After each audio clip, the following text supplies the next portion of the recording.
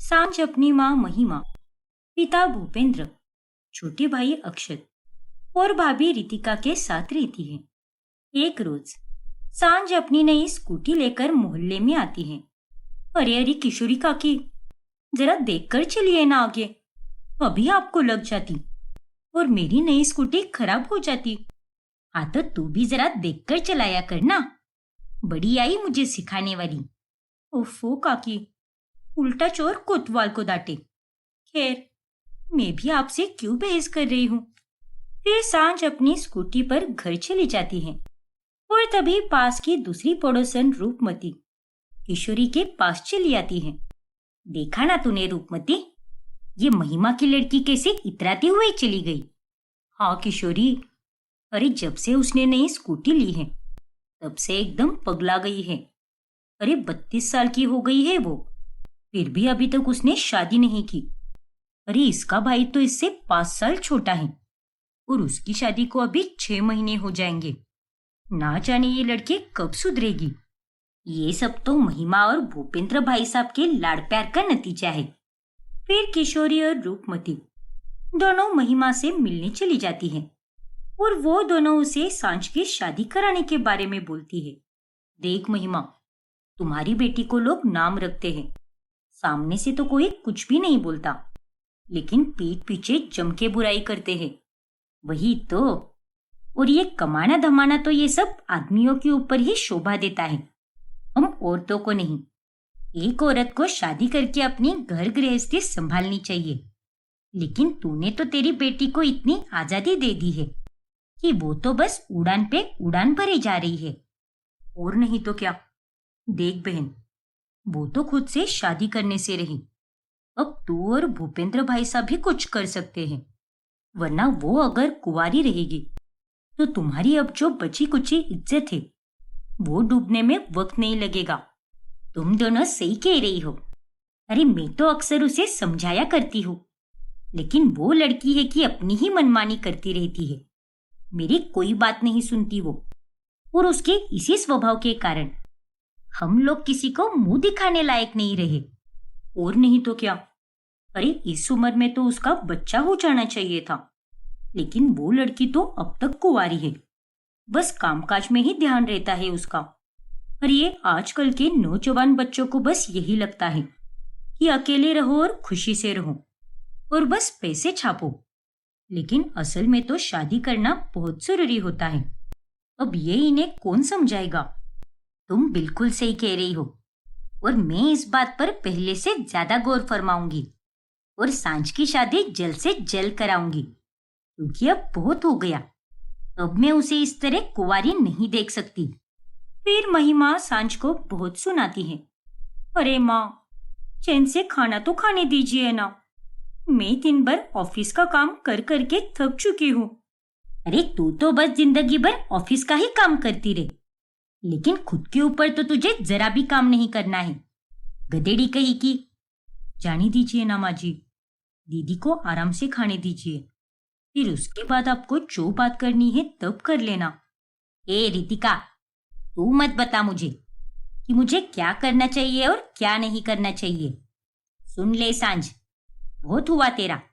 अब मैंने और तेरे पापा ने यह फैसला लिया है कि हम तेरी शादी इसी साल करा कर रहेंगे। और अब तो तू 32 की हो गई है, कुछ तो शर्म कर। कब तक अकेले रहेगी तू।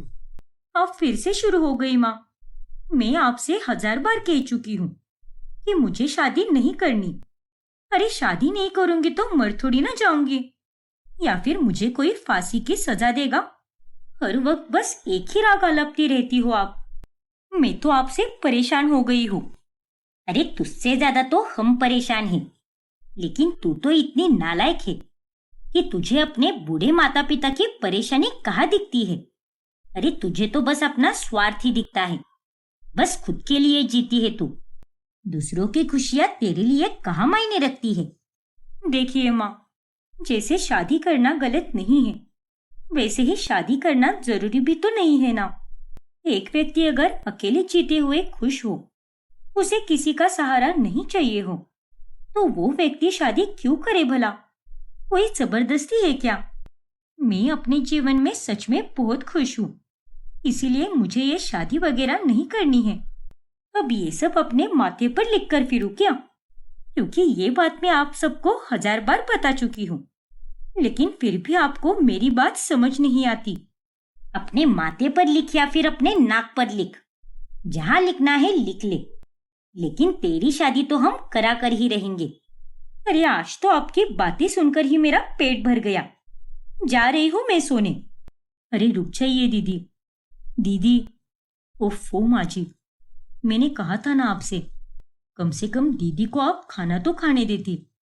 हो सकता था कि वो ठंडे दिमाग से आपकी बात सुनकर समझ भी लेती। अब वो चाहे मेरी बात को समझे या फिर ना समझे, मैं तो उसकी शादी करा कर ही रहूंगी। अगर ये सीधी उंगली से ना निकले तो मुझे उंगली टेढ़ी भी करनी आती है। अब सांझ की अनुमति के बगैर महिमा और भूपेंद्र उसका रिश्ता एक अमीर घराने के लड़के से तय करते हैं। ये सब क्या नौटंकी है माँ पापा? आज मेरा छुट्टी का दिन है, तो मुझे आराम करने दीजिए ना। आपने तो मुझसे बिना पूछे ही लड़के वालों को मुझे देखने के लिए बुला लिया। ना नुकुर मत कर सांझ, और जाकर जल्दी से तैयार होकर आ। हाँ सांझ, अब तेरे कोई नखरे नहीं चलेंगे। मैं रितिका को तेरे कमरे में भेज रही हूँ, वो तुझे अच्छे से तैयार कर देगी। तब तक मैं बाहर का देख लेती हूँ। अरे यार, भूपेंद्र और महिमा कमरे के बाहर चली जाती है और इधर कमरे में सांझ गुस्से से आग बबूला हो जाती है। ये माँ और पापा इस तरह से नहीं मानेंगे, अब मुझे ही बाहर जाना होगा। फिर सांझ बाहर हॉल में आकर लड़के और उसकी माँ को साफ साफ मना कर देती है। क्या? हाँ भाई, माफ कर दे मुझे, लेकिन मैं शादी ब्याह के चक्कर में पड़ना ही नहीं चाहती। सॉरी आंटी जी, लेकिन मेरी सोच आप सबकी सोच से बहुत परे है। ये ससुराल का टेंशन मैं बिल्कुल नहीं झेलना चाहती। अरे शादी के बाद क्या क्या नखरे होते हैं। देवरानी जेठानी का ड्रामा, सास के ताने, पति का अलग से सरदर्द, फिर 50 रिश्तेदारों की खातिरदारी करो, घर गृहस्थी संभालो। ये सब मेरे बस की बात ही नहीं है। इन शॉर्ट कहूँ तो मुझे नौकरानी नहीं बनना। लेकिन बेटा, ये तो बहुत गलत सोच है। उल्टा ये सारा काम तो एक बहू का अहम कर्तव्य होता है, और अगर वही ये सब नहीं करेगी तो कौन करेगा? अरे यही बात तो मुझे बिल्कुल नहीं पसंद कि एक लड़की को अपना घर छोड़कर पराए घर को अपनाना पड़ता है, और उसी लड़की को दूसरे परिवार में जाकर वहां पर किसी नौकरानी की तरह उनकी सेवा करनी पड़ती है। उसे ही सारे दुख झेलने पड़ते हैं। क्यों? और आखिर लड़की ही ये सब क्यों करे? एक लड़का नहीं कर सकता क्या? आखिर क्यों होता है ये भेदभाव? इसका कोई जवाब है क्या आपके पास? अब आप सबकी बोलती क्यों बंद पड़ गई? बस बहुत हो गया सांझ, तेरी ये बकवास बंद कर, निर्लज्ज कही की। नहीं माँ, आज मैं चुप नहीं बैठूंगी। अरे आप सब भी जानते हो कि मैं कुछ भी गलत नहीं बोल रही। अरे आप सब तो बोलते हो कि शादी करनी चाहिए, लेकिन मैं तो ये कहती हूँ कि अच्छा साथी मिलने पर ही शादी करनी चाहिए। लेकिन आपके जैसे लोगों ने तो शादी के मायने ही बदल के रखे हैं। आखिर कब तक ये पुरानी रीत चली आएगी, और कब तक हम लड़कियां ही ये सब सहते रहेंगे? ये सब क्या ही महिमा जी, आपकी लड़की तो बड़ी अजीब किस्म की है। हमें अब निकलना चाहिए। अरे हम तो ऐसे घर से कोई रिश्ता ही नहीं जोड़ेंगे। हाँ माँ, आपने सही कहा, और मैं तो कितना अमीर हूँ, तो मुझे तो कोई भी सुंदर लड़की आराम से मिल जाएगी। चलो यहाँ से, मैं अब यहाँ पर 1 मिनट भी नहीं रुक सकता। अगर आप दोनों को मेरी किसी भी बात का बुरा लगा हो तो मुझे माफ कर दीजिए। मेरा इरादा आप दोनों को अपमानित करने का बिल्कुल नहीं था, बल्कि मेरे मन में तो जो कुछ भी है वो तो मैं आप दोनों को साफ साफ कहना चाहती थी। अरे रुक जाइए बहन जी, बेटा सुनो तो। अब लड़का और उसकी माँ वहां से चली जाती है, और ये सब देखकर भूपेंद्र और महिमा को बहुत गुस्सा आता है। कितना अच्छा रिश्ता था ये। अगर तू आज हाँ कर देती तो तेरी किस्मत चमक जाती, लेकिन नहीं, तू तो पैदा ही हमें तकलीफ देने के लिए हुई है। अरे तुझसे तो हमारी जरा भी खुशी देखी नहीं जाती। इतनी निर्दयी कैसे हो सकती है तू? ओ प्लीज माँ, अगर यही सवाल मैं आपसे करूं कि आप लोग मेरी खुशी में खुश नहीं हो सकते क्या? क्या आप लोगों के लिए मेरी मर्जी मायने नहीं रखती? आखिर आप दोनों मेरी जबरदस्ती शादी क्यों कराना चाहते हो?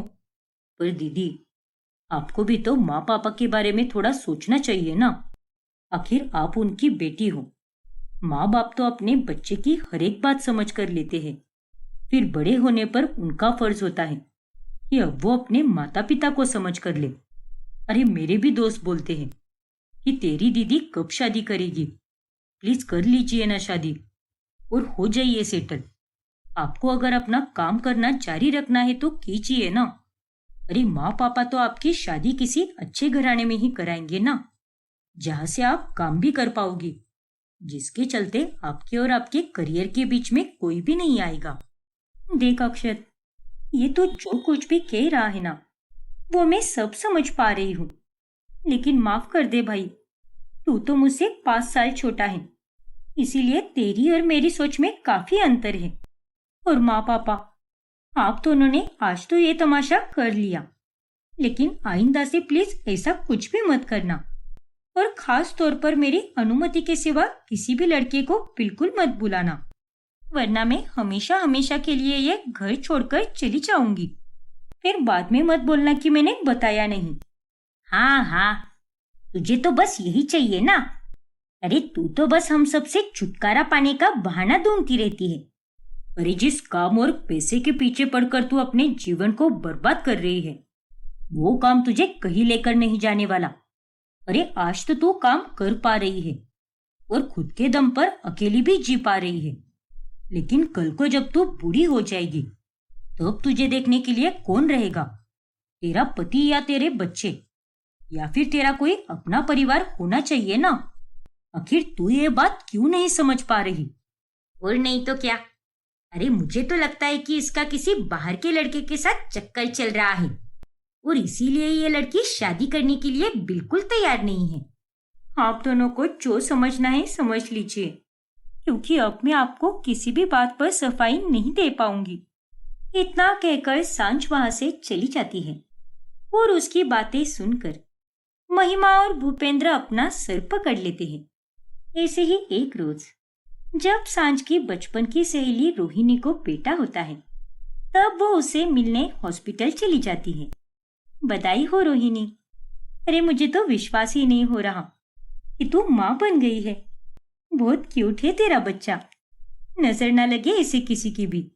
शुक्रिया सांझ, और अब तू भी शादी करके अपना घर बसा ले। सब कुछ समय पर छोड़ेगी तो कुछ भी नहीं होगा। अरे समय तो बीतता ही जाएगा और शादी और बच्चा ये सब उम्र में ही हो जाना चाहिए। एंड आई नो कि तुझे बच्चों से कितना लगाव है और तुझे भी कोई जीवन साथी चाहिए। लेकिन अगर तू इन सब के लिए प्रयास ही नहीं करेगी तो ये सब कैसे मुमकिन होगा? जानती हूँ रोहिणी, लेकिन फिलहाल मैंने सब ऊपर वाले पर छोड़ दिया है और मैं खुद की कंपनी एंजॉय कर रही हूँ। और वैसे भी मैं तो अब मौसी बन गई हूँ ना, तो अब मैं मेरा सारा प्यार इसे ही दूंगी। ऐसे ही दिन गुजरते जाते हैं और सांझ अपने काम में खूब तरक्की करने लगती है। फिर एक रोज जब उसे रात में घर आने के लिए देर होती है, तभी महिमा देखती है कि उसे एक लड़का छोड़कर जा रहा है, जिसके वो गले भी लगती है। अरे माँ, आप ऐसे भूत की तरह दरवाजे पर क्यों खड़ी हो? डर गई ना मैं। अरे वो सब छोड़, तू पहले मुझे ये बता, कौन था वो लड़का जिसकी गाड़ी में तू बैठ कर आई है और तू तो उसके गले भी लग रही थी? बेशर्म कहीं की। अरे क्या माँ, वो मेरा ऑफिस का दोस्त था, विपुल नाम है उसका। और गले लगी तो उसमें कौन सा गुनाह कर दिया मैंने? हम दोनों अच्छे दोस्त थे और दोस्ती में यह सब तो चलता है माँ। अब इसमें कोई मिर्च मसाला लगाकर ज्यादा सोचती मत बैठो और हटो रास्ते से। मुझे अंदर आना है।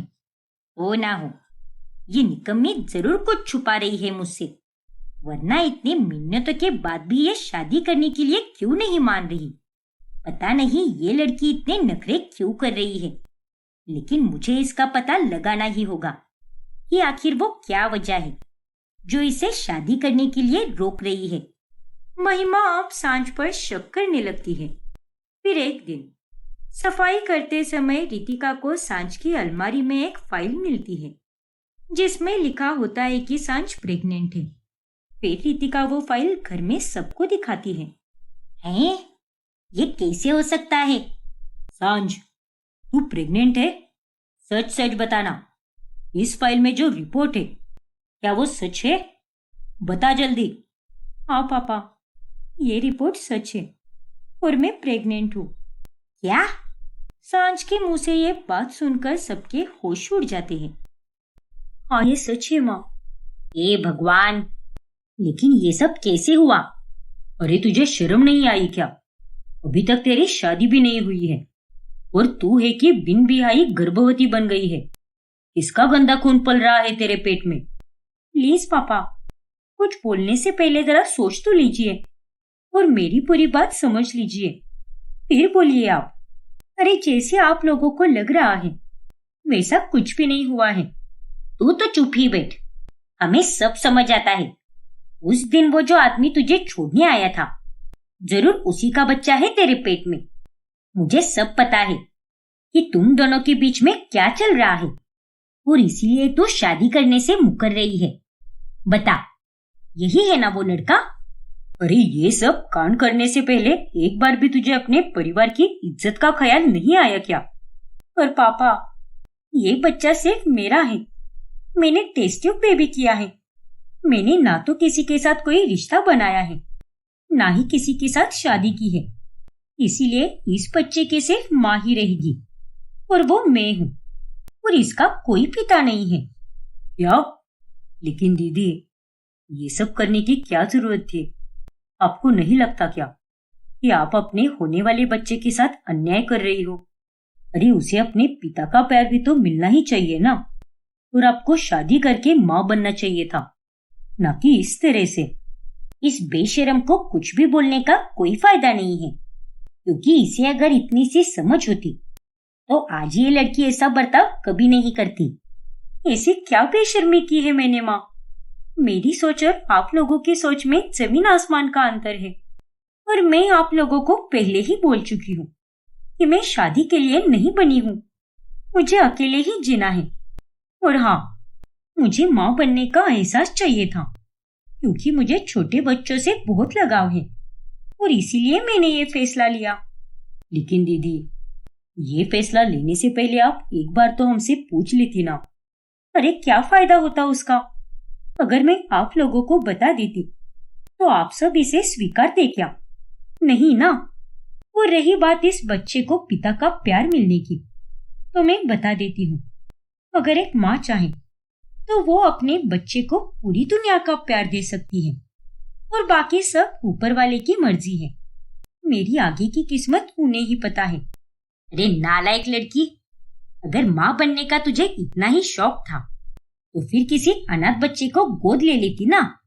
क्यों इस तरह से बच्चा करने की क्या जरूरत पड़ी तुझे? जरा सोच, जब दुनिया वालों को पता चलेगा तो लोग क्या कहेंगे हमें? लोगों के कहने से आपको फर्क पड़ता होगा माँ, मुझे नहीं। और वैसे भी मुझे जानते ही कितने लोग हैं जो आप यूं दुनिया वाले कह रहे हो। मैं एक मामूली सी लड़की हूँ जिसे बस थोड़े बहुत ही लोग जानते हैं, और मेरी दुनिया में सिर्फ वही लोग हैं जिनसे मैं प्यार करती हूँ, जैसे कि आप लोग और मेरे गिने चुने दोस्त हैं। बस यही मेरा परिवार है, बाकी मेरा अपना ऐसा कोई भी नहीं है। बकवास बंद कर सांझ, और अब तू वही करेगी जो मैं तुझसे कहूंगा। तुझे इस बच्चे को गिराना होगा। तेरे पेट में पल रहा ये बच्चा इस दुनिया में नहीं आ सकता। खबरदार पापा, जो आपने मेरे बच्चे के बारे में ऐसा दोबारा कहा तो आप जो कुछ भी कह रहे हो, मैं वैसा कुछ भी नहीं करने वाली। मैं अपने बच्चे को इस दुनिया में जरूर लाऊंगी, और वो भी पूरे गर्व के साथ। आपको भले ही इससे शर्मिंदगी हो सकती है, लेकिन मुझे इसमें कोई शर्म नहीं आती।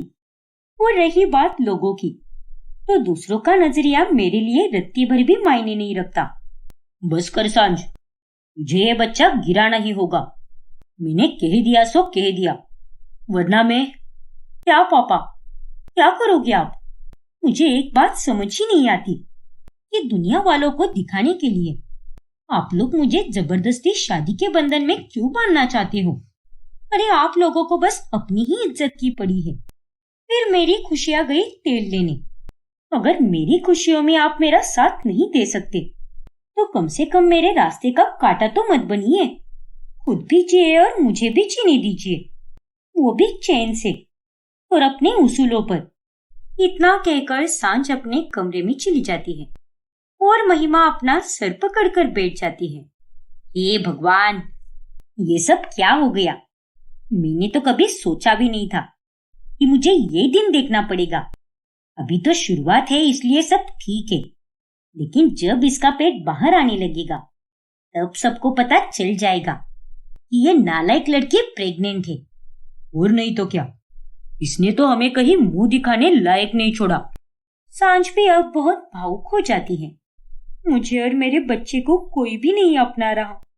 मैं जानती हूँ कि मेरे घर वालों की सोच बहुत पुरानी है और इसमें उनका भी कोई कसूर नहीं है, लेकिन वक्त के साथ अपनी बेटी की खुशी के खातिर वो लोग अपनी सोच बदल ही सकते हैं ना। लेकिन नहीं, उन्हें मुझसे ज्यादा दुनिया से प्यार है। लेकिन कोई बात नहीं, कोई चाहे मेरा इस सफर में साथ दे या ना दे, लेकिन मैं इस एहसास का हर एक पल जीकर रहूंगी, और वो भी पूरी खुशी के साथ। फिर सांझ अपनी प्रेगनेंसी के बारे में उसकी सहेली रोहिणी को बताती है और तभी ओ माय गॉड, कांग्रेस सांझ, मुझे तो विश्वास ही नहीं हो रहा कि तू माँ बनने वाली है। लेकिन तुझे एक बार शादी के बारे में भी सोचना चाहिए था सांझ। आई नो कि तू अकेली रहना चाहती है और अकेली ही अपने बच्चे को इस दुनिया में भी लाना चाहती है, और उसमें कोई बुराई नहीं है। पर फिर भी सांझ, एक पूरी फैमिली होना बहुत जरूरी होता है। जानती हूँ रोहिणी, पर इसका मतलब ये तो नहीं है ना कि मैं अपने बच्चे को फैमिली की तरह प्यार नहीं दे सकती। और वैसे भी आजकल के जमाने में फैमिली से बेहतर पराये रिश्ते होते हैं। अरे फैमिली इस शब्द से तो मेरा भरोसा ही उठ चुका है। कोई अपना नहीं होता। मेरे घर वाले भी मेरा कोई साथ नहीं दे रहे हैं, लेकिन मेरा ये बच्चा मेरी तरह स्ट्रांग और इंडिपेंडेंट बने, बस यही मैं चाहती हूँ। जरूर बनेगा सांझ, एंड ऑल द बेस्ट तुम्हारी इस नई जर्नी के लिए। और ये बात हमेशा ध्यान में रखना कि मैं हमेशा तेरे साथ हूँ, फिर चाहे कुछ भी हो जाए। Thank you so much Rohini. अब बस जल्द से जल्द तेरा बच्चा भी आ जाए, फिर हम दोनों के बच्चे साथ मिलकर खेलेंगे। वो सब देखकर कितना अच्छा लगेगा ना, कितने जल्दी बड़े हो गए हम। सच में वक्त किसी के लिए नहीं रुकता, हर हाल में गुजरता ही जाता है। इसीलिए हमें कोई गिला शिकवा नहीं रखना चाहिए, जो है उसे खुशी से स्वीकार लेना चाहिए। काश ये सब मेरे परिवार वाले भी समझ पाते, खास तौर पर मेरे माँ पापा। हाँ सांझ, वो तो है, लेकिन उन्हें भी थोड़ा वक्त दे। मुझे कहीं ना कहीं उम्मीद है कि एक दिन सब कुछ ठीक हो जाएगा और तेरे परिवार वाले तेरी सोच और तेरे बच्चे को जरूर अपनाएंगे।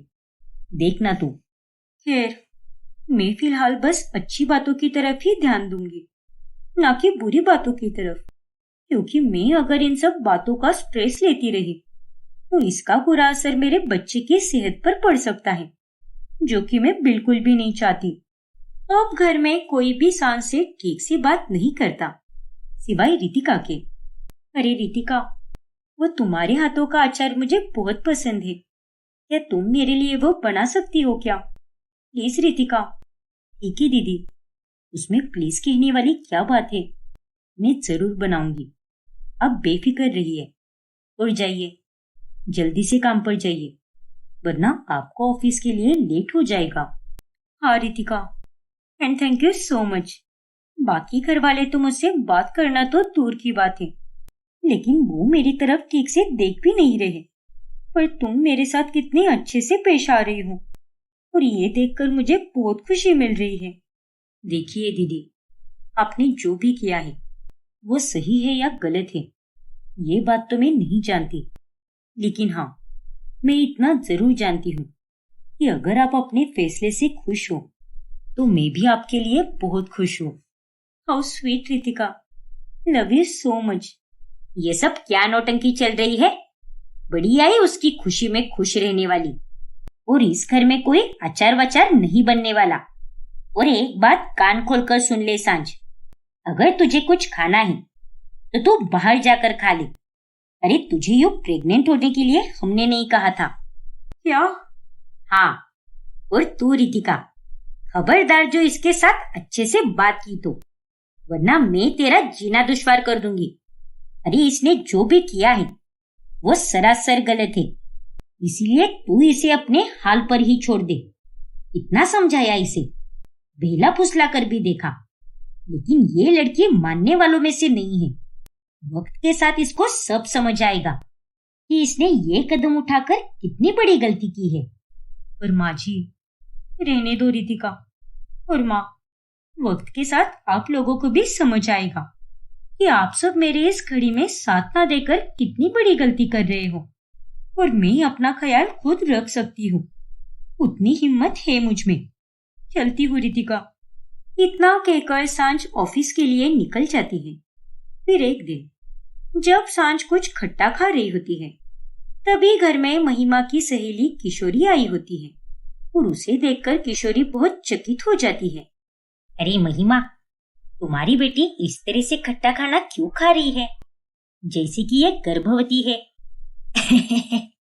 अरे क्या तू भी किशोरी, अरे इसकी तो अभी तक शादी भी नहीं हुई है, और तूने तो इसे अभी से गर्भवती घोषित कर दिया।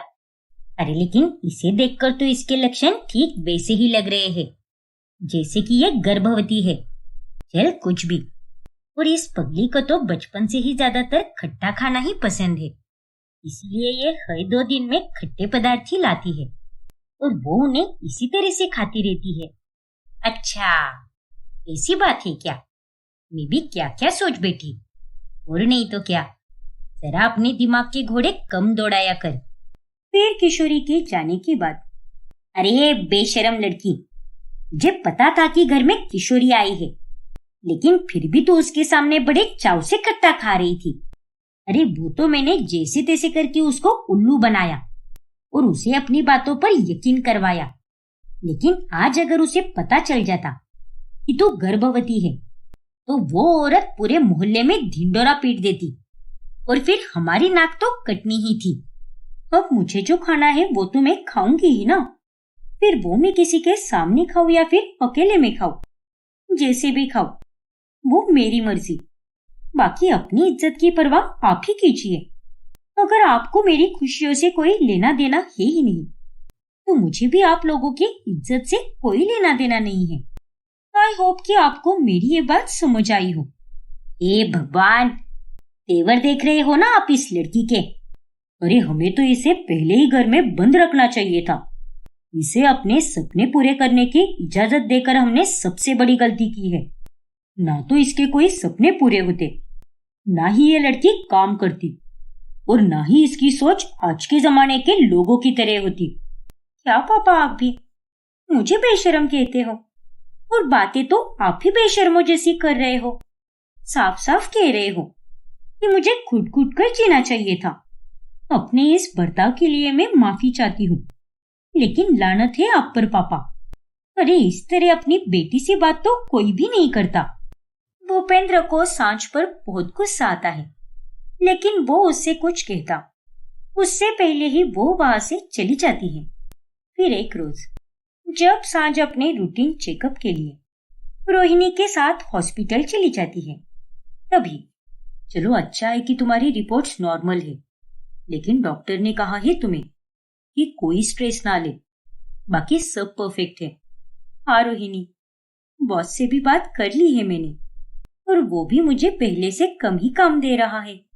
फील्ड विजिट करना और अलग अलग लोकेशन पर जा जाकर मीटिंग्स करना, ये काम भी मैंने बंद कर दिया है, क्योंकि इन्हीं सब कामों से बहुत स्ट्रेस बढ़ता है। बाकी रही बात मेरी फैमिली के स्ट्रेस की, तो वो तो मैंने लेना छोड़ ही दिया है। शुरू शुरू में तो मैं बहुत परेशान होती थी, लेकिन अब मुझे उनकी बातों से कोई फर्क नहीं पड़ता। अरे सांझ, वो देख, वो तेरी बुआ जी है ना? सांझ की बुआ इंदु उसे हॉस्पिटल में देखकर हैरान रहती है। अरे सांझ बिटिया, तू यहाँ गायनेक के पास क्या कर रही है? क्यों बुआ जी, आप नहीं जानती क्या? यहाँ गायनेक के पास क्यों आया जाता है? मतलब? अरे तू कहना क्या चाहती है? गायनेक के पास तो तब आया जाता है जब कोई प्रेग्नेंट होता है। इसका मतलब तू प्रेग्नेंट है? ओह नो, ये सांझ तो एकदम बेबाक है। और इसने अगर अपनी बुआ जी को अपनी प्रेगनेंसी के बारे में बता दिया तो इसके घर में और कलेश होगा। अब रोहिणी बहुत परेशान हो जाती है। अरे सांझ बेटा, मैं कुछ समझ नहीं पा रही कि तू आखिर क्या कहना चाहती है। अरे तू यहाँ पर क्यों आई है? क्योंकि इसके पेट में दर्द हो रहा था बुआ जी। क्या? हाँ बुआ जी, 2 दिन से इसके पेट में दर्द हो रहा था। वो रुकने का नाम ही नहीं ले रहा था। इसीलिए मैंने ही इसे सुझाव दिया और इसके साथ मैं यहाँ पर चली आई। हे भगवान, क्या करती रहती है तू सांझ बिटिया? अपनी सेहत पर ध्यान नहीं देगी तो कैसे चलेगा? अरे मुझे महिमा तो अक्सर कहती रहती है कि तू तो बस अपने काम में ही व्यस्त रहती है। अरे नहीं बुआ जी, दरअसल बात ये बिल्कुल नहीं है। मैं तो अरे बुआ जी, जरा देखिए तो, कहीं आपका नंबर तो नहीं आ गया ना? क्योंकि अगर आपका नंबर निकल गया तो आपको फिर से इंतजार करना पड़ेगा। और रही बात इस छल्ली की, तो इसका ध्यान रखने के लिए मैं हूँ यहाँ पर, इसकी पक्की सहेली। इसीलिए आप एकदम बेफिक्र रहिए और सांझ की चिंता बिल्कुल मत कीजिए। इस तरह से रोहिणी बुआ जी को भगा देती है और वो सांझ को लेकर हॉस्पिटल के बाहर चली आती है। तेरी तो अरे पगला गई है क्या तू, जो बुआ जी को अपनी प्रेगनेंसी के बारे में बताने जा रही थी? हाँ तो उसमें क्या होता है? आज नहीं तो कल सबको पता चलने ही वाला है ना। तो आज पता चल गया तो क्या बुरा है उसमें? तो आखिर ये बात सबसे कब तक छुप के रहने वाली है? बात का बाद में देखा जाएगा।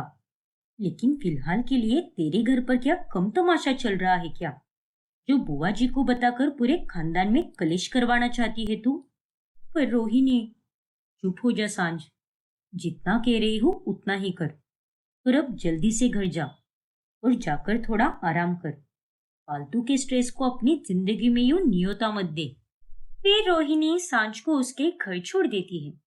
फिर एक दिन जब अचानक से सांझ को तेज बुखार आता है, तभी ये लीजिए दीदी, ये काढ़ा पीने से आपकी तबीयत ठीक हो जाएगी। Thank you so much Ritika. रुक जा रितिका, ये काढ़ा मुझे दे दे। इतना कहकर महिमा उसके हाथ से काढ़े का ग्लास छीन लेती है। उससे मैंने कहा था ना रितिका कि तू इस मनहूस लड़की की सेवा नहीं करेगी। लेकिन नहीं, तुझे तो मेरी कोई बात समझ नहीं आती। लेकिन माँ जी, दीदी बुखार से तप रही है, ऊपर से ये गर्भवती भी है, और ऐसे में अगर मैं इनकी सेवा नहीं करूँ तो फिर क्या करूँ माँ जी? माफ कीजिएगा, लेकिन मैं इतनी भी निर्दयी नहीं हो सकती। अरे चुप हो जा। इस लड़की ने कोई अच्छे झंडे नहीं गाड़े हैं जो तू इस पर तरस खा रही है। अरे ऐसे नालायक लोगों के साथ निर्दयी ही बनना चाहिए। ये आप क्या कह रही हो माँ? मैंने कभी सोचा भी नहीं था कि आप मेरे साथ इस तरह से पेश आओगी। जरा मेरी हालत तो देखिए, और इस हालत में भी आप मुझे दर्द देना चाहती हो। क्योंकि तो उसी लायक है। बहुत शौक है ना तुझे अकेले जीने का, तो जी अब। अरे उस दिन तो बड़े रुबाब से कह रही थी ना कि मुझे किसी के भी सहारे की कोई जरूरत नहीं है। तो अब खुद का ख्याल खुद ही रख ले। और तू रितिका, चल यहाँ से। लेकिन माँ जी, मैंने कहा ना चल यहाँ से, वरना इसका अंजाम बुरा होगा। ठीक है माँ जी। निकम्मी कही की। फिर महिमा रितिका को अपने साथ लेकर जाती है और ये सब देखकर सांझ को बहुत बुरा लगता है और अब वो अकेली ही खुद का ध्यान रखने लगती है। जैसे जैसे दिन गुजरते हैं, सांझ के लिए उस घर में रहना बहुत मुश्किल होता जाता है। फिर एक दिन, ये ले सांझ, मैंने तेरे लिए गोंद के लड्डू बनाए हैं और साथ में थोड़े बहुत और पकवान भी है। जो खास तौर पर प्रेगनेंसी के वक्त होने वाली क्रेविंग के लिए होते हैं। शुक्रिया रोहिणी। हर गर्भवती महिला को उसके घर वाले गोंद के लड्डू बनाकर खिलाते हैं, लेकिन मैं कितनी बदनसीब हूँ जो मेरे घर वाले मेरे लिए गोंद के लड्डू बनाना तो क्या, मुझसे ठीक से बात तक नहीं करते। खैर, वो सब छोड़ सांझ, और तू ये लड्डू खा। अरे वाह रोहिणी, मुझे पता नहीं था कि तू इतने अच्छे लड्डू बना लेती है। सच में शादी के बाद तो तुझ में बहुत से बदलाव आए हैं। हाँ सांझ, वो तो है। अब यूं ही वक्त बीतता जाता है और सांझ को अब 5वां महीना लग जाता है। और तभी देख सांझ, अब तेरा पेट भी दिखने लगा है, और ऐसे में मोहल्ले वाले ये देखकर बातें बनाएंगे। इसीलिए मैं कह रहा हूँ कि या तो तू अपना काम छोड़ दे, या फिर तेरा काम घर से ही कर ले। क्या? हाँ सांझ, तेरे पापा बिल्कुल सही कह रहे हैं। अरे तेरा ये पेट लेकर बाहर जाएगी तो लोग हम पर थू थू करेंगे, इसीलिए तू घर के बाहर नहीं जाएगी। नहीं माँ, आप लोगों के रोकने से मैं नहीं रुकूंगी, और मैं बाहर जरूर जाऊंगी, फिर चाहे कुछ भी हो जाए। अरे कुछ तो इज्जत रख अपने माता पिता की, या फिर हम दोनों कहीं जाकर अपनी जान ही दे दे। देखिए माँ, मुझे इमोशनल ब्लैकमेल मत कीजिए, और जो सच है उसे स्वीकार कीजिए। और वैसे भी आज नहीं तो कल सबको पता चलने ही वाला है। और मैं क्या कोई दूध पीती हुई बच्ची हूँ क्या? और मैंने क्या कोई किसी का खून किया है क्या? या फिर कहीं जाकर बहुत बड़ा डाका डाला है? मैं माँ बनने वाली हूँ, और 5 महीनों से आप सब मेरे साथ ऐसे पेश आ रहे हो जैसे कि मैंने कोई गुनाह कर दिया हो। अरे तूने गुनाह ही किया है, हमारी भावनाओं के साथ खिलवाड़ किया है तूने, और तुझ जैसी औलाद किसी को नहीं होनी चाहिए। प्लीज पापा, ऐसे मत बोलिए ना। अगर एक नजरिए से देखा जाए तो दीदी भी गलत नहीं है, पर अब जो हुआ सो हुआ। आखिर कब तक हम एक ही बात को लेकर बैठेंगे? कभी ना कभी तो दुनिया को पता चलने ही वाला है, तो अभी से छुपाकर क्या फायदा है? तू बीच में मत बोल अक्षत, वरना मुझसे बुरा और कोई नहीं होगा। और तू सांझ, चुपचाप घर पर बैठ, काम पर जाने की कोई जरूरत नहीं है। नहीं माँ, मैं तो काम पर जाकर ही रहूंगी। मैं भी देखती हूँ कि कौन रोकता है मुझे। सांझ घर वालों के सामने से होकर घर के बाहर निकलती है, और ये सब देखकर भूपेंद्र और महिमा का खून खोल उठता है। अब जब सांझ गली में निकलती है, तभी सभी औरतें उसका पेट देखकर हैरान रह जाती हैं। हे भगवान, देख तो किशोरी, ये महिमा की बेटी तो कुंवारी होते हुए भी गर्भवती बन गई है। ना जाने कहाँ जाकर इसने अपना मुंह काला किया है। अरे इसने तो सारी बेशर्मी की हदें लांघ दी है। नहीं किशोरी काकी, आपका अनुमान गलत है। मैंने कोई मुंह काला नहीं किया है, बल्कि मैंने तो टेस्ट ट्यूब पे भी किया है। और बेशर्म मैं नहीं हूँ, बल्कि आप जैसे लोगों की घटिया सोच है। क्या? अरे देखो तो, ऐसे कैंची की तरह जुबान चला रही है ये लड़की। खुद ने तो इतना बड़ा कांड किया है, और ऊपर से हमें होशियारी दिखा रही है। अरे ऐसे लोगों को तो मोहल्ले में रहने ही नहीं देना चाहिए। बस रूपमती काकी, ये मोहल्ला आपके पिताजी का नहीं है। सांझ का इस तरह से मुंह तोड़ जवाब सुनकर वो औरतें उसका मुंह देखते ही रह जाती है, और फिर बाद में मोहल्ले वाले जाकर महिमा और भूपेंद्र को खूब सुनाते हैं। जिसे देखो वो मुझे कॉल करके सुना रहा है, सबके सब नाम रख रहे हैं। अरे इस लड़की ने तो हमें पूरी तरह बदनाम करके रख दिया है। मैंने कहा था उसे कि मत निकल घर से बाहर, लेकिन नहीं, हमेशा की तरह उसने मेरी कोई बात नहीं मानी, और जो नहीं होना चाहिए था वही हो गया।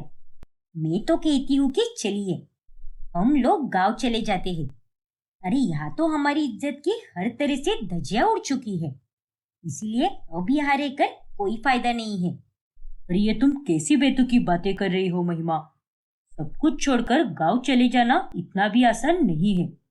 वही तो माँ, अरे मेरा तो ऑफिस यहीं पर है, तो गांव जाकर मैं क्या करूंगा? फिर एक दिन जब महिमा बाहर सब्जी लेने निकलती है तभी अपनी बेटी को समझा कर रख दे महिमा। आजकल तो वो बहुत तेज हो गई है और उसके ये चाल चलन देखकर कहीं हमारे नौजवान बच्चे बिगड़ ना जाए। और नहीं तो क्या, बड़ी आई टेस्ट ट्यूब बेबी करने वाली। अरे जरूर उसका बाहर किसी के साथ चक्कर चल रहा होगा। हो ना हो महिमा, दाल में जरूर कुछ काला है जो तू समझ नहीं पा रही। हाँ महिमा, अरे तेरी लड़की तो बहुत चंट है।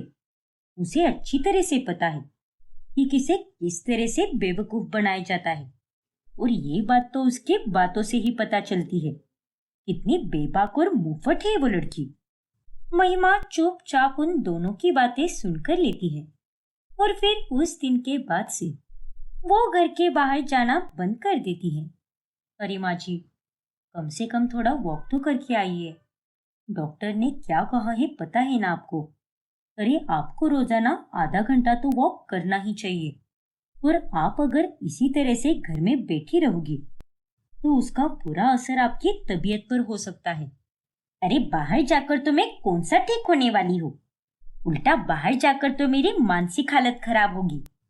जहां जाओ वहां पर लोग ताने कसेंगे, बुरा भला बोलेंगे। अरे इस लड़की ने हमें कहीं जाने लायक छोड़ा है क्या? खुद तो घर में बैठती नहीं है और उसकी वजह से हमें घर में बैठना पड़ रहा है। किसी ने आपके हाथ पांव बांध कर रखे हैं क्या माँ? और आपको फर्क क्यों पड़ता है? लोगों का तो वही काम होता है कि किसी के भी ऊपर बातें बना, फिर चाहे कोई अच्छा हो या बुरा हो। अरे उन लोगों को कोई फर्क नहीं पड़ता, लेकिन फर्क तो हमें पड़ता है ना माँ। इसीलिए हमें उनकी बातों पर ध्यान देना ही नहीं चाहिए। तेरा फालतू का ये ज्ञान तेरे पास ही रख और दफा हो जा मेरे नजरों के सामने से। अरे तेरी शक्ल देखने का मेरा बिल्कुल भी मन नहीं है। नफरत सी हो गई है मुझे तुझसे। महिमा की ये बातें सुनकर सांझ को बहुत बुरा लगता है। फिर एक दोपहर, कौन चाहिए भैया आपको? जी सांझ जी ने मुझे आपके घर पर एसी रिपेयर करने के लिए बुलाया है।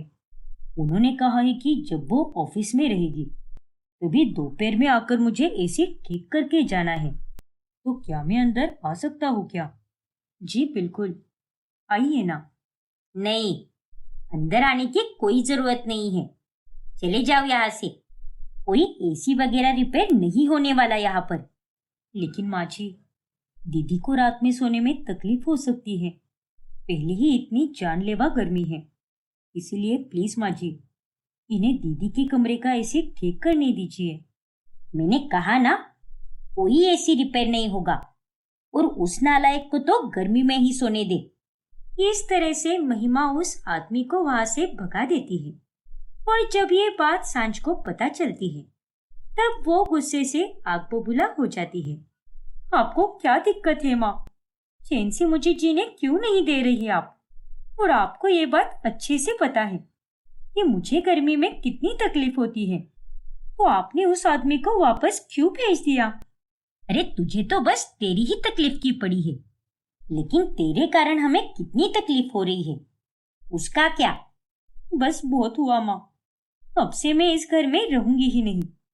जा रही हूँ मैं यहाँ से, वो भी हमेशा हमेशा के लिए। अरे ये आप क्या कह रही हो दीदी? प्लीज ऐसा कुछ भी मत कीजिए, रुक जाइए। और ऐसी हालत में आपको कहीं जाने की कोई जरूरत नहीं है। नहीं अक्षत, ये घर अब मेरा नहीं रहा। इतने दिनों तक मैंने हर एक बात टाली, लेकिन अब पानी सर के ऊपर जा रहा है। और जहाँ मेरी और मेरे होने वाले बच्चे की इज्जत नहीं की जाएगी, वहां पर मैं एक पल के लिए भी नहीं रुक सकती। अरे जा जा, दफा हो जा अभी के अभी। उल्टा अच्छा ये है, अगर तू हमसे दूर रहेगी तो हमारी इज्जत पर कोई आंच नहीं आएगी। फिर चाहे तेरा अच्छा हो या बुरा हो, हमें उससे कोई लेना देना नहीं है। अरे तू किसी बला से कम नहीं है, इसीलिए हम तो यही सोचेंगे कि बला टल गई। थैंक यू सो मच पापा, आज तो आप मेरे मन से हमेशा हमेशा के लिए उतर चुके हो। रोते रोते सांझ घर छोड़कर चली जाती है। मैं नहीं जानती रोहिणी कि मैंने घर छोड़कर सही किया है या गलत किया है, लेकिन मैं इतना जरूर जानती हूँ कि मेरे लिए आत्मसम्मान से बढ़कर और कुछ भी नहीं है। अरे इतने दिनों से मैं यही सोचकर हर एक चीज नजरअंदाज करती रही कि वो दोनों मेरे माता पिता हैं, लेकिन अब उन दोनों ने मुझे खो दिया है और अब चाहे कुछ भी हो जाए, मैं उनके दरवाजे पर वापस कभी नहीं जाऊंगी। मैं समझ सकती हूँ सांझ, और तू हिम्मत रख। तूने जो भी फैसला लिया है एकदम सही लिया है, और मैं हूं ना तेरे साथ। तू अकेली नहीं है, और ये तेरा ही घर है। इसीलिए तुझे यहाँ पर जितने भी दिन रहना है, तू यहाँ पर आराम से रह सकती है। नहीं रोहिणी, मैं यहाँ पर बस तब तक रहूंगी जब तक मुझे नया घर नहीं मिल जाता। नया घर? हाँ रोहिणी, मुझे कोई किराए का घर ढूंढ कर दे दे।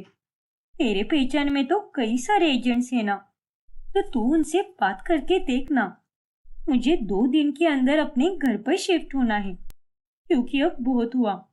मैं अपने जीवन की नई शुरुआत करना चाहती हूँ, वो भी सही मायनों में, अकेले रहकर। 24 घंटे के लिए मैं एक मेड रख लूंगी, लेकिन अब किसी अपने का सहारा बिल्कुल नहीं लूंगी। ठीक है सांझ, मैं जानती हूँ कि मेरे रोकने से तो नहीं रुकने वाली, इसीलिए मैं तुझे नया घर ढूंढकर जरूर दिलाऊंगी। लेकिन एक बात याद रखना, तू चाहे कहीं पर भी रहे, लेकिन मैं बस एक कॉल की दूरी पर हूँ। इसलिए अगर तुझे कुछ भी लगे तो फौरन मुझे कॉल करना। हाँ रोहिणी, जरूर। फिर अगले सुबह, अरे रोहिणी, ये हम कहाँ पर आए हैं? अरे इसी एरिया में मिस्टर शेखावत रहते हैं। उनका एक बड़ा सा घर है, और वो अपने घर पर लोगों को रहने की जगह भी देते हैं। इसका मतलब तू पेइंग गेस्ट के तौर पर वहां पर रहेगी। बहुत भला आदमी है वो। ठीक है रोहिणी। फिर जब सांझ मिस्टर शेखावत को देखती है, तब वो एकदम हैरान रह जाती है। अरे क्या हुआ तुझे सांझ? तू इतना हैरान क्यों हो गई? अरे मुझे लगा कि मिस्टर शेखावत मेरे पापा की उम्र के होंगे, लेकिन ये आदमी तो मेरी ही उम्र का लग रहा है, और एक अकेले आदमी के साथ मैं कैसे रहूंगी? अरे तू उसमें क्या हुआ? और तू ही तो कहती है ना कि तेरी सोच तो बाकी लोगों की सोच से काफी अलग है, तो फिर तू ऐसी बातें क्यों कर रही है? अरे मेरा मतलब ये है कि इससे पहले मैं किसी आदमी के साथ इस तरह से अकेले नहीं रही हूँ, इसीलिए मैं बोल रही हूँ। खैर, अगर तूने ढूंढा है तो वो आदमी अच्छा ही होगा, इसलिए मुझे चिंता करने की कोई जरूरत नहीं है। अब चल, वो आदमी भी यही सोच रहा होगा कि ये दोनों आपस में क्या बड़बड़ा रही है। हाँ सांझ, ये बात तो है। अब रोहिणी सांझ को वही छोड़कर चली जाती है, और अब उस घर में सांझ एक नौकरानी और मिस्टर शेखावत के साथ रहती है। फिर रात में, अरे मिस्टर शेखावत, आप यहाँ पर आइए ना, मैं तो बस अभी सोने ही जा रही थी। अरे नहीं सांझ, प्लीज ऐसा मत कीजिए, क्योंकि ये गार्डन जितना मेरा है उतना ही आपका भी है, इसलिए प्लीज बैठे रहिए। ठीक है मिस्टर शेखावत। वैसे आपको यहाँ किसी चीज की दिक्कत तो नहीं हो रही ना? अरे नहीं नहीं, उल्टा यहाँ पर तो सब परफेक्ट है। मंजू दीदी भी बहुत अच्छी है, मेरा अच्छे से ख्याल रखती है, और आपका घर तो बहुत सुंदर और साफ सुथरा है। घर के किसी भी कोने में जरा सी भी धूल नहीं है। जी शुक्रिया। वैसे अगर आपको कुछ भी लगे तो आप मुझे बेझिझक होकर बता सकती हो। हाँ हाँ बिल्कुल। वैसे आप तो दिन भर घर पर ही रहते हो, तो आपका काम, आपके सोर्स ऑफ इनकम केवल यही है या फिर कुछ और भी है? जी मैं वर्क फ्रॉम होम करता हूँ, और मेरी 2 दुकानें भी हैं, तो मेरे अकेले का तो अच्छा खासा गुजारा हो जाता है। क्या बात है, और अकेले? मेरा मतलब आपका परिवार। हाँ, लेकिन अब नहीं रहा। मतलब 3 साल पहले एक एक्सीडेंट हुआ था, जिसमें मेरी मॉम डैड और मेरी बीवी की मौत हो गई। Oh God, I am really sorry. अरे नहीं नहीं, इट्स ओके। मेरी तो नई नई शादी हुई थी, वो भी अरेंज मैरिज थी। मेरी बीवी और मैं, हम दोनों बहुत अच्छे दोस्त थे। फिर अब जो हुआ सो हुआ, उसमें हम कुछ भी नहीं कर सकते। हिम्मत रखिए मिस्टर शेखावत, वैसे आप मुझे मिस्टर शेखावत मत बोलिए। मेरा नाम विहान है, तो आप मुझे विहान बोल सकती हो। ठीक है विहान। वैसे अगर आप बुरा ना माने तो क्या मैं जान सकता हूँ कि आप इस तरह से प्रेग्नेंट होने के बावजूद भी यहाँ अकेले रहने क्यों आई हो? आपकी फैमिली और आपका हस्बैंड वो सब कहाँ पर है? वो दरअसल फिर सांच विहान को अपने बारे में सब कुछ बताती है और उसकी कहानी सुनकर विहान को बहुत बुरा लगता है। आपकी सोच को सल्यूट है, क्योंकि ऐसी बहुत कम लड़कियां हैं जो इस तरह से अपने आप के लिए खड़ी रहती है। और मुझे तो अब ऐसा लगता है कि आपके परिवार को भी आपका साथ देना चाहिए था। कोई बात नहीं विहान, मैं अकेली ही काफी हूँ। जी, और आप बिल्कुल स्ट्रेस मत लीजिए। जैसे रोहिणी आपकी अच्छी दोस्त है, वैसे ही मुझे भी आप अपना दोस्त समझ सकती हो। How sweet Vihaan, thank you so much. अब सांझ और विहान के बीच में एक अच्छा नाता जुड़ने लगता है। फिर अगले दिन, ये देखो मैडम, साहब ने आपके लिए ये फल लाए हैं और कहा है कि आज से आपको जो भी पसंद है वही खाने में बनाया जाए। अरे वाह, ये विहान भी ना सच में बहुत अच्छा आदमी है। हाँ मैडम, बहुत ही नेक दिल है साहब। जो भी किराएदार यहाँ पर रहने आता है वो तो उन्हें अपने घर के सदस्य की तरह ही रखते हैं। और आपके लिए उन्होंने कुछ ज्यादा ही देखरेख करने के लिए कहा है मुझे, क्योंकि अब आप दो जान की हो ना, इसीलिए सांझ को वहां पर रहते हुए बहुत अच्छा लगने लगता है। वही दूसरी तरफ, अरे महिमा, तूने अपनी बेटी को इस तरह से घर के बाहर कैसे निकाल दिया? और नहीं तो क्या, और ऐसी निर्दयी दुनिया में अकेली लड़की का रहना सही नहीं है। और उस पर तो तेरी सांझ गर्भवती भी है। तुम दोनों की तो ऐसी की तैसी। अरे जब वो लड़की यहाँ पर थी तब उसके बारे में भर भर के बुराई कर रहे थे, और अब जब वो यहाँ से चली गई है तब तुम दोनों ऐसे बोल रही हो। इतनी दोगली औरत हो तुम दोनों। ये तू क्या बोल रही है महिमा? अब कितना भी कह लो, वो आखिर ठहरी तो तेरी संतान ही ना, और उसे इस हालत में अकेले छोड़ना सही नहीं है। और हम कोई दोगली औरत नहीं है। कुछ भी बोलने से पहले जरा सोच लिया कर।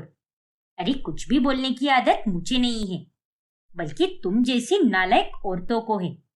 अब और दिमाग खराब मत करो तुम दोनों मेरा, वरना कसम ऊपर वाले की मैं तुम दोनों का भरता बना दूंगी। अरे अब ये क्या भला बात हुई? तू अगर हमारा भरता बनाएगी तो हम तेरी चटनी बना देंगे, और नहीं तो क्या। अरे तुम दोनों की औकात नहीं है मेरी चटनी बनाने की। तभी वहां पर रितिका आती है।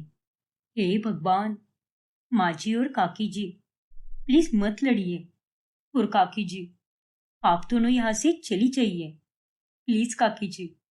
इस तरह से रितिका उन तीनों को झगड़ने से रोक लेती है। और फिर कुछ दिनों के बाद अक्षत और रितिका दोनों सांझ को कॉल करके उसके नए घर में उससे मिलने चले जाते हैं। तुम दोनों को यहाँ देखकर मुझे बहुत अच्छा लगा। Thank you so much.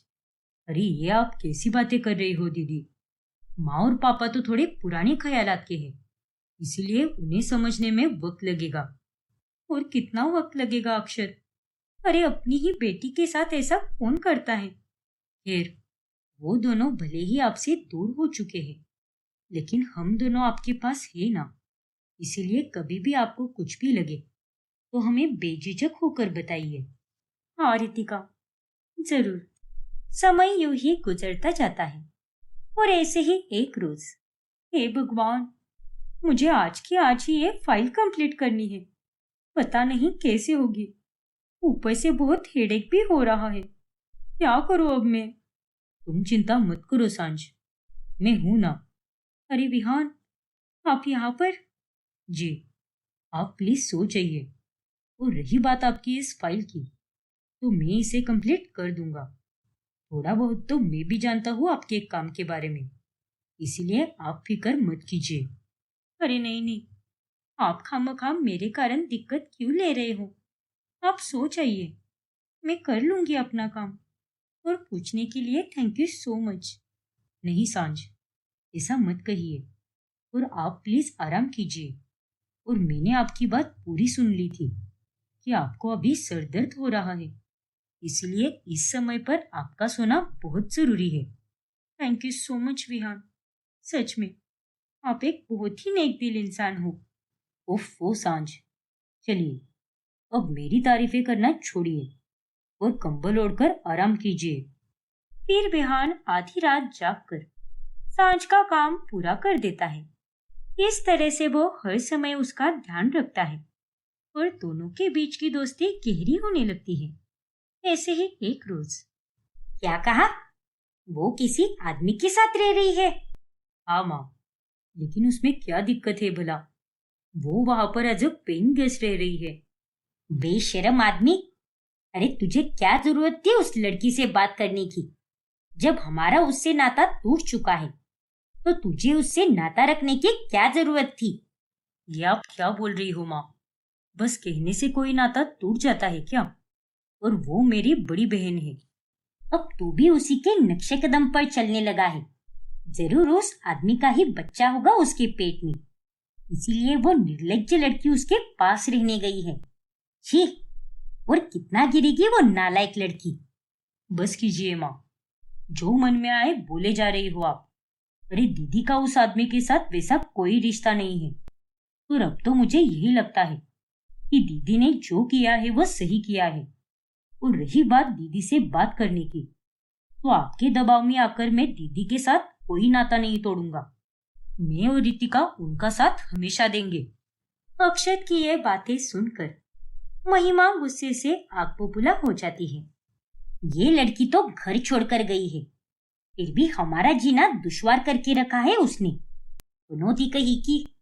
फिर एक रोज, यार रोहिणी, मैं तो यहाँ पर बहुत खुश हूँ। सच में ये जगह तो बहुत ही मस्त है यार।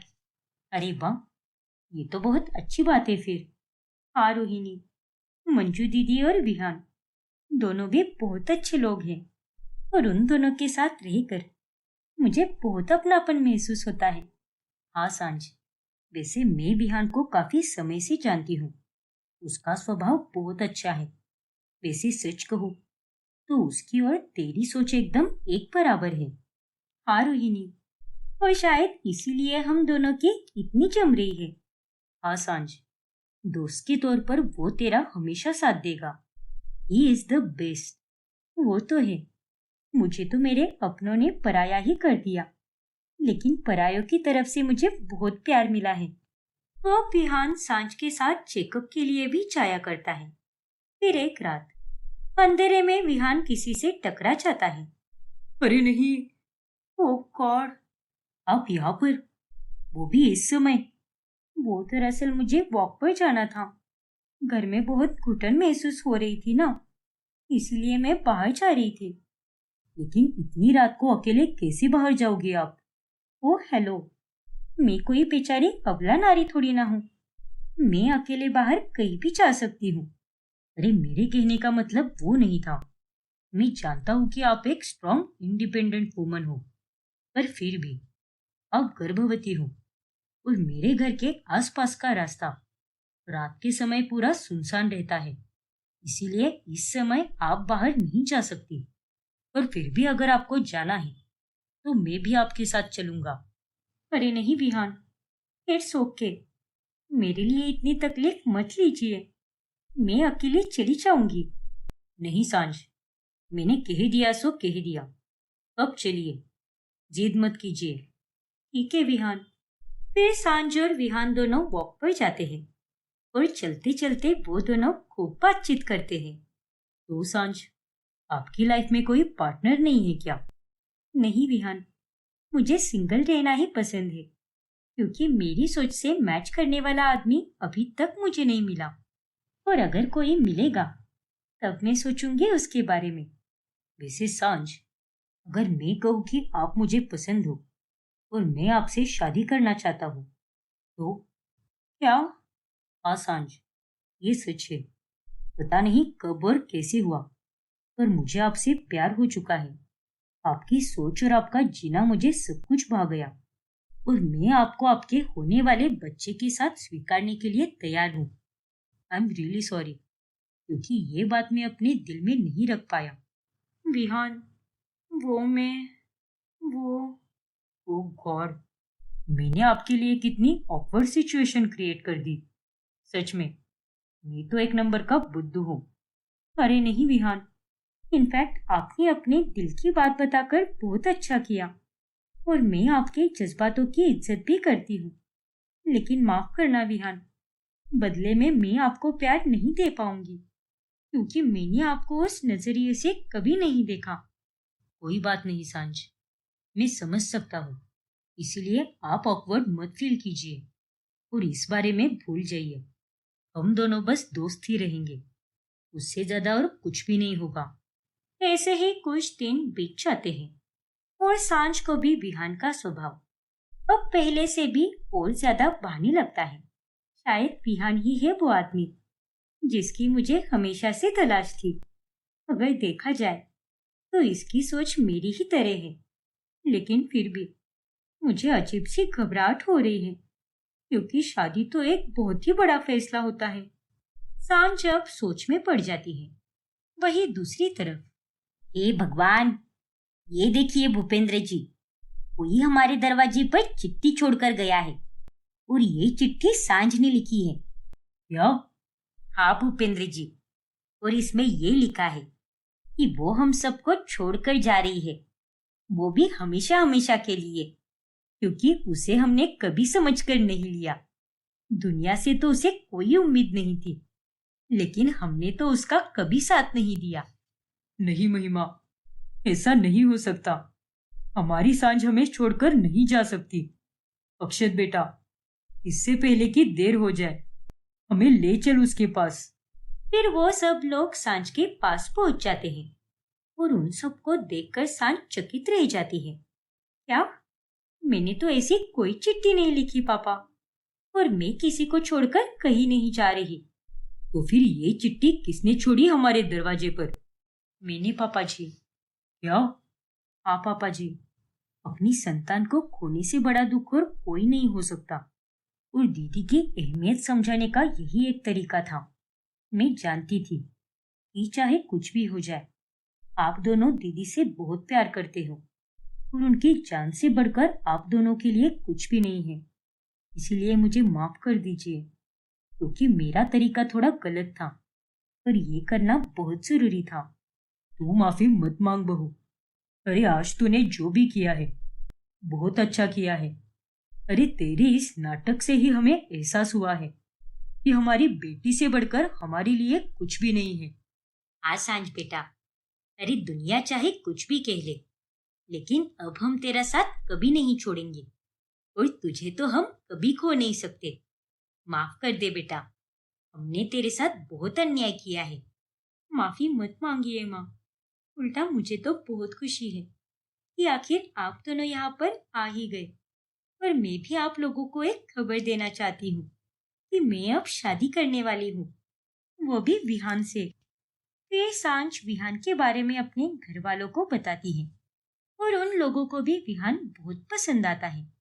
मैंने बहुत सोचा विहान, और मुझे भी इस बात का एहसास हो चुका है कि वो आप ही हो जो मेरे लिए सही हो। तो क्या आप मुझसे शादी करोगे? बिल्कुल सांझ, मैं तुमसे शादी जरूर करूंगा।